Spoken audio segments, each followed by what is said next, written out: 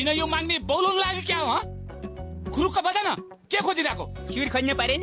ताल खोज्नु परेन रेडियो हेरेर फ्याक्क बजाउनलाई बजाउनु सजाउनु छैन जति बेला नि जाडकै कुरा कमोरा गजब बेइज्जती है अब बाजे कसलाई छुट्या तिमी शङ्खा फुक्नी म सानै फुक्नी एउटा फुक्नीले अर्को फुक्नीलाई किन थुक्नी पालेजी के गरे भने यो एक मैले बजाइसके अब त दुईको पालो ए एक हप्ता भइगयो नि त होइन तेरा मोल्लादी हुन्छ यहाँ केरा कसलाई त भने हेर्नुहोस् घन्टी मात्रै बजाउने होइन उस्तै परे मान्छे पनि बजाउँछु म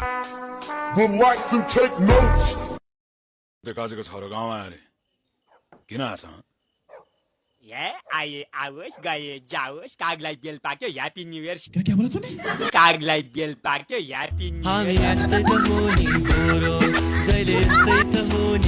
लाला ए लाला के चाहियो चाहिए त त्यही हो नकरा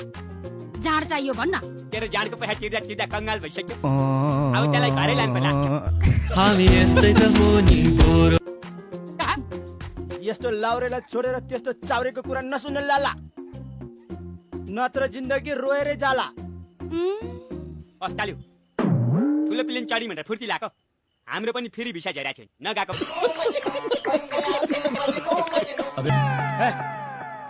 बढी नबोल चुप लाएर घिचेर घर जाओ वाह ठिक भन्नुभयो ससुरबा के भनिस्